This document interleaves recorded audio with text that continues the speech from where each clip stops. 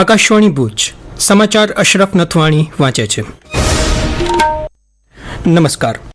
ગાંધીનગરમાં અવકાશ કાર્યક્રમો માટે પ્રાદેશિક પરિષદનું આયોજન કરવામાં આવ્યું હતું, જેમાં મુખ્યમંત્રી ભૂપેન્દ્ર પટેલ, વિજ્ઞાન અને ટેકનોલોજી વિભાગના અગ્રસચિવ મોના ખંદાર અને અમદાવાદના ઇસરો વૈજ્ઞાનિકો હાજર રહ્યા હતા. વિવિધ ક્ષેત્રોના વૈજ્ઞાનિકો, નીતિ નિર્માતાઓ, ઉદ્યોગ પ્રતિનિધિઓ અને હિસ્સેદારોને એકસાથે લાવવા માટે અવકાશ કાર્યક્રમો માટે પ્રાદેશિક પરિષદનું આયોજન કરવામાં આવ્યું હતું. તેનો ઉદ્દેશ્ય પ્રાદેશિક વિકાસ માટે અવકાશ આધારિત તકનીકોના અસરકારક ઉપયોગની ચર્ચા અને અન્વેષણ કરવાનો હતો. આ બેઠકમાં અવકાશ કાર્યક્રમો માટે અમલીકરણ અને ખામીઓ પર ચર્ચા કરવામાં આવી હતી. વિવિધ ધાર્મિક સ્થાપત્ય અને રાજાશાહી ઇતિહાસ ધરાવતા અબડાસા તાલુકાના હેરિટેજ વિલેજ તેરાનો 16 કરોડ 80 લાખના ખર્ચે વિકાસ કરવામાં આવશે. આ માટે ગુજરાત પ્રવાસન વિભાગ દ્વારા તૈયારીઓ શરૂ કરી દેવામાં આવી છે. ગામના ઇતિહાસને ધ્યાને રાખી સ્થાનિકોએ કરેલી રજૂઆત બાદ ભૂકંપ બાદ આ ગામને હેરિટેજ વિલેજનો દરજ્જો આપવામાં આવ્યો હતો અને વર્ષ 2007-8 દરમિયાન ગામમાં હેરિટેજ વિકાસના કામો કરવામાં આવ્યા હતા. આ ગામમાં પ્રવાસીઓ આવે અને ઐતિહાસિક સ્થાપત્ય જળવાય એ માટે હવે ફરી પ્રવાસન વિભાગ દ્વારા પ્રવાસનની સુવિધાઓ વિકસિત કરવાનો નિર્ણય લેવામાં આવ્યો છે અને 16 કરોડ 79 લાખ 51 હજાર રૂપિયાના ખર્ચે પ્રવાસન સુવિધા વિકસાવવામાં આવશે તેવી વિગત પ્રાપ્ત થઈ છે. કચ્છના ઐતિહાસિક ગામ લખપતને પ્રવાસન સ્થળ તરીકે વિકસાવવા માટે ગ્રામ પંચાયતના સરપંચ સુગરાબાનુ ખલીફાએ જિલ્લા કલેક્ટર મારફતે મુખ્યમંત્રી સમક્ષ રજૂઆત કરી છે, જેમાં લખપતમાં રણોત્સવની જેમ જ હેરિટેજ ઉત્સવ યોજવાની માંગ કરવામાં આવી છે. આ પહેલથી ગામ અને સમગ્ર કચ્છમાં પ્રવાસન અને રોજગારની તકો વધશે તેમ જણાવવામાં આવ્યું છે. અનેક ઐતિહાસિક વિરાસતોના સંગમ એવા લખપતમાં રાજ્યનો સૌથી મોટો કિલ્લો આવેલો છે.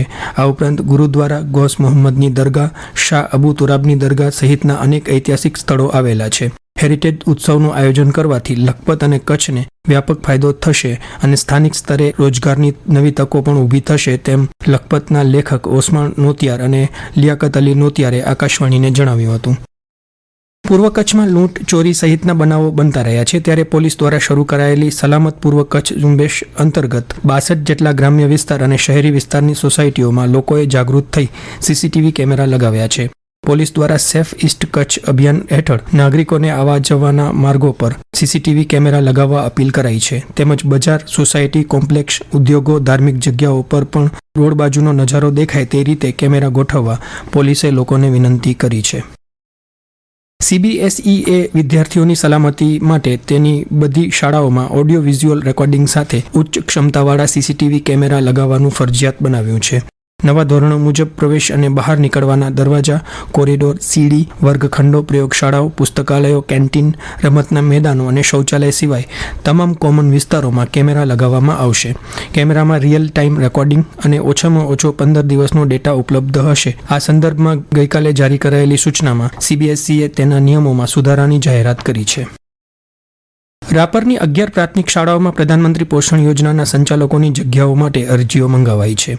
તાલુકાની પાલનપર, સવલખાવાડી, ખરોડીવાંટ, ભીમગુડા, પાટીવાડી, ડેડરવાડી, પાસિયાવાડી, ગડાવાડી, બૈયાવાંટ, ખારિયાવાંટ તથા કમુવારાવાંટ સહિતની પ્રાથમિક શાળાઓમાં મધ્યાહન ભોજન કેન્દ્રો માટે સંચાલકોની જગ્યા હંગામી ધોરણે ઉચ્ચક માનદ વેતનથી ભરવાની હોવાથી રાપર મામલતદાર કચેરીએથી અરજી ફોર્મ મેળવીને 5 ઓગસ્ટ સુધી અરજી કરવા મામલતદાર રાપરની અખબારી યાદીમાં જણાવવામાં આવ્યું છે.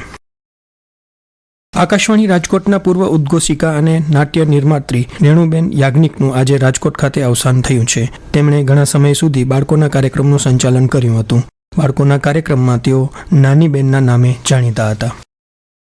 કચ્છમાં છેલ્લા 50 વર્ષ દરમિયાન મગરમચ્છની વસ્તીમાં નોંધપાત્ર વધારો થયો છે. હાલ કચ્છમાં 800 જેટલા મગરમચ્છ વિહાર કરી રહ્યા છે. સરકાર દ્વારા છેલ્લા 50 વર્ષથી મગરમચ્છ કન્ઝર્વેશન અભિયાન ચલાવવામાં આવી રહ્યું છે, જેની ફળશ્રુતિ રૂપે મગરની વસ્તીમાં નોંધપાત્ર વધારો થયો છે. ભુજમાં કાર્યરત ગાઈડ સંસ્થાના ડાયરેક્ટર ડોક્ટર વિજયકુમારે જણાવ્યું કે વર્ષ 1975માં જ્યારે ભારતમાં જોવા મળતા 3 પ્રકારના મગરની વસ્તી ઘટીને 1000થી ઓછી થઈ હતી, ત્યારે સરકાર દ્વારા આ પ્રોજેક્ટ શરૂ કરાયો હતો.